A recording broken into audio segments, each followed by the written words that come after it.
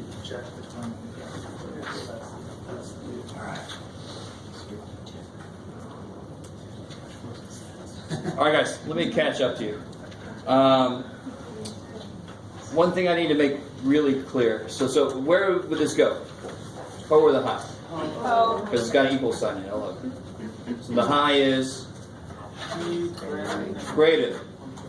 High always sets up the rejection region, because the high is the one you can actually show evidence for. Right? So my claim, in this case, if my claim is this, I'm hoping to God that I don't reject it.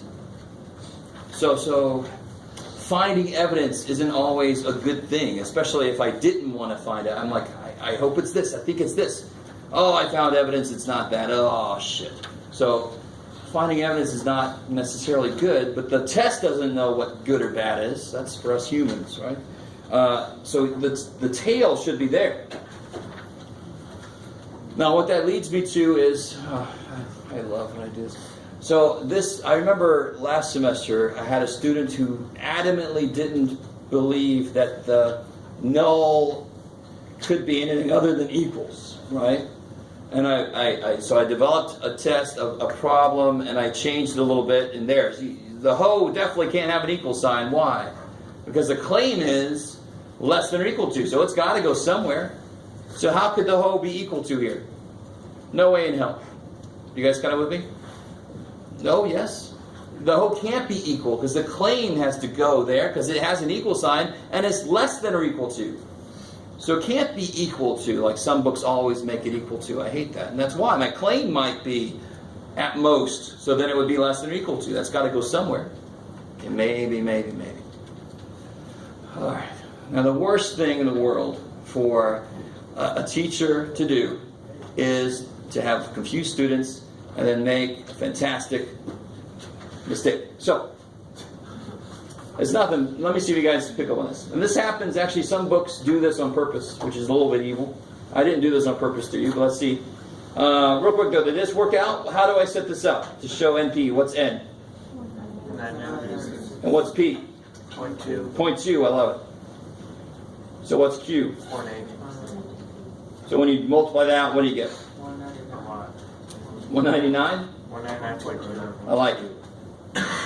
And then here you get, 797. and that's greater than 5. Check.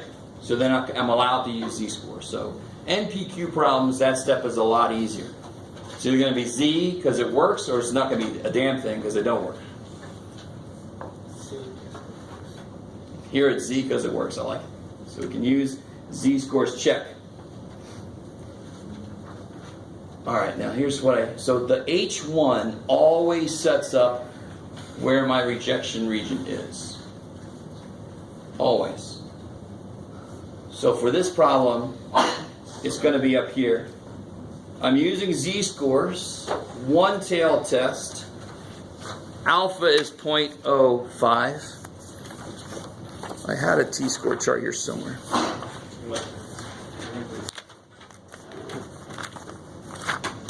Oh well. Shoot. So what do you guys get when you look that up on the T-chart? Yeah. And the reason you use the T-chart, remember, z-scores, here we go.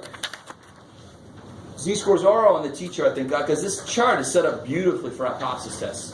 One tail test, 0.05. If I stop, I get a T-score, so I just don't stop. All the way down the bottom, 1.645. Kick ass. So how do I put that into words? If Z star is, how do I get into here? I have to be greater than 1.645. If that's true, then I can do what? If I do get into that rejection region, I can reject the null.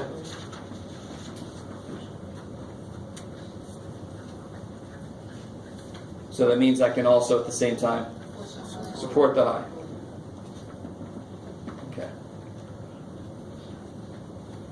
Now you guys are like, you must prompt me every time you want me to say something. Okay. I will. All right, so far everything's great. Now this happens in real life. I don't know if anybody notices. So what's N? 996. And what's X? Good, 183 successes.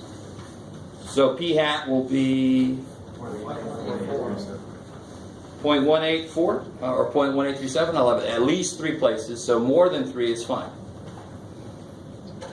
0.184, I like it. So, do you see how, if this was a problem in the real world, I would stop right there. There's no reason to go forward because I'm trying to show that it's greater than, and I just got a percentage in a sample that is less than. So this could never be evidence that it's great. It can't be evidence against me because I think it's less than or equal to 20%. And the sample says, looks to be about 18. So, but just to use the formula at least. You with me? Just to use the formula at least, what would Z star be? P hat is 0.184. It's always my data. That's where my data, that's what I get from my data. Minus, what's P? 0.2. Good, we know that from the beginning. Divided by the square roots. Now what goes in here? 0.2. Good, no hats on these things, right? Anytime I have population information, I'm going to use it. And if I'm saying I know P is 0.2, well shit, yeah, I'm going to use it. I'm going to use the hatted ones. I like that, it's good banding.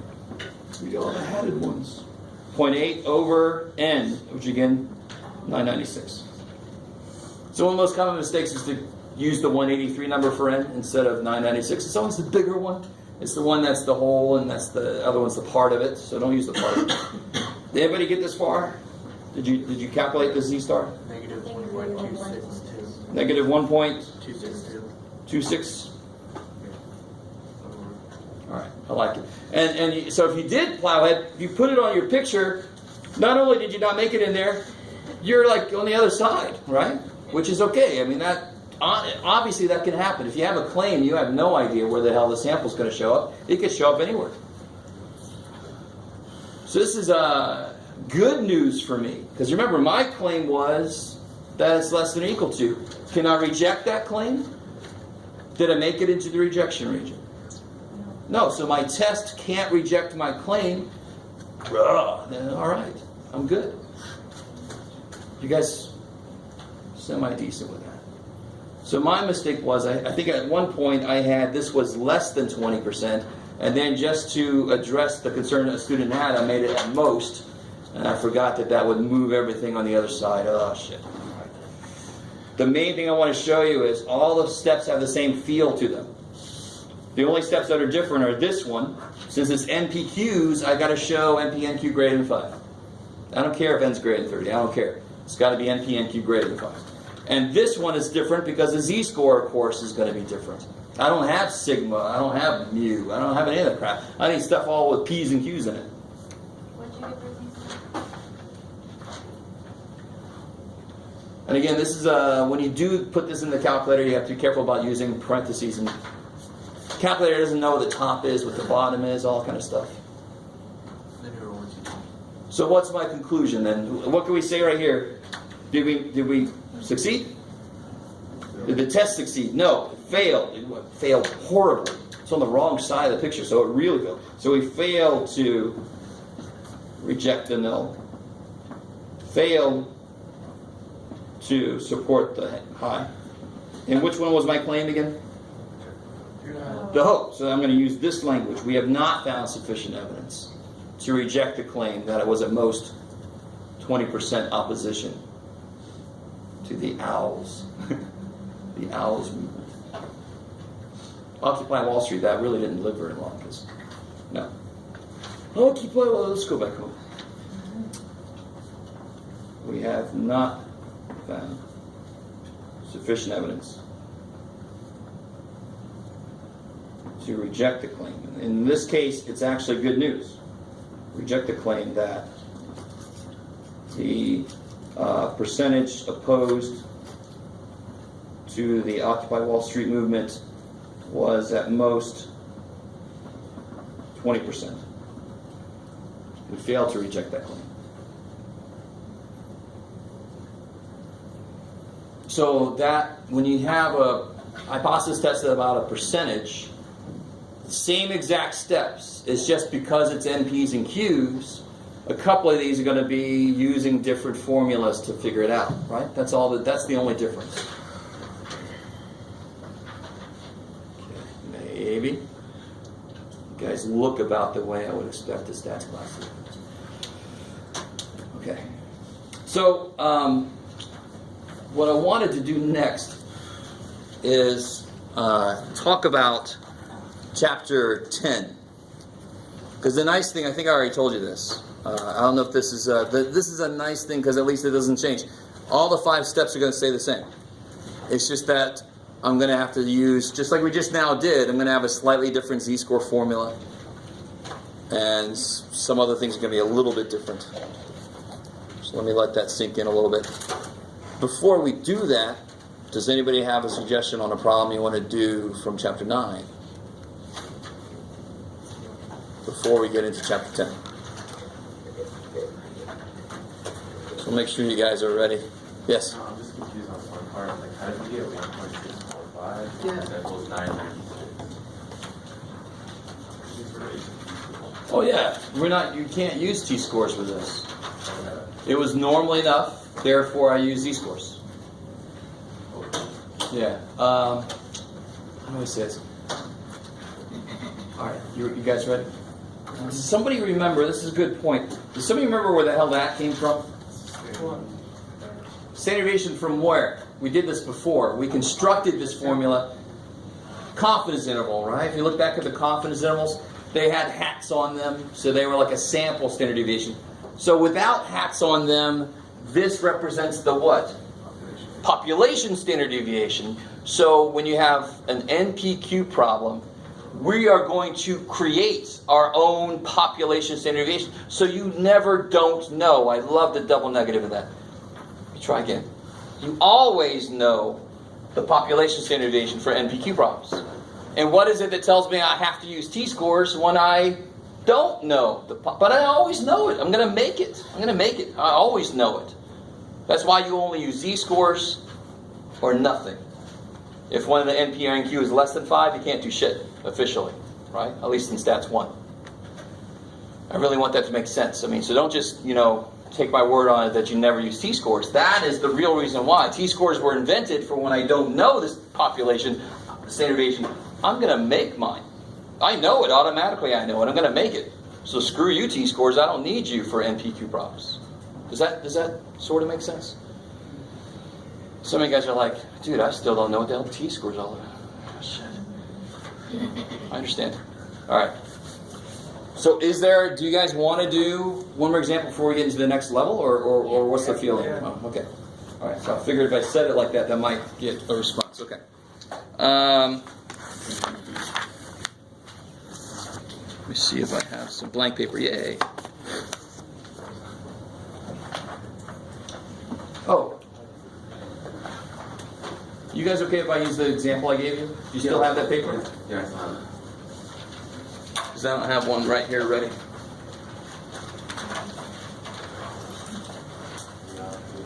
Thank you.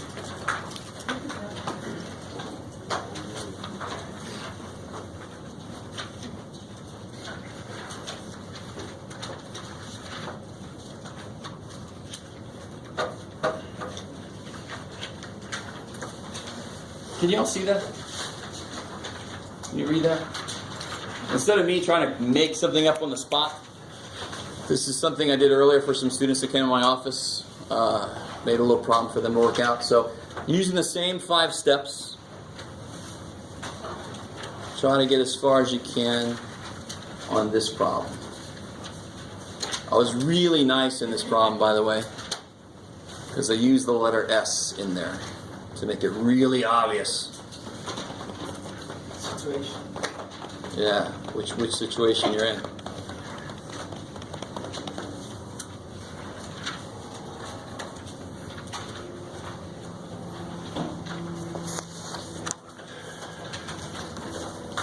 Mike.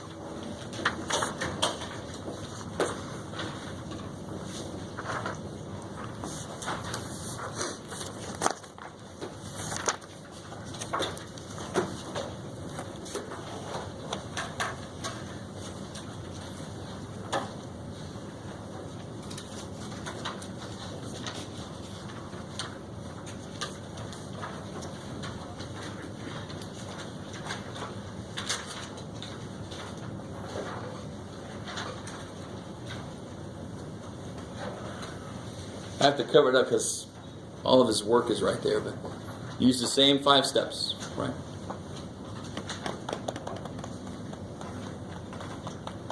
Not the same 5 steps as the one we just did, because this is for a mean, right? Not a percentage.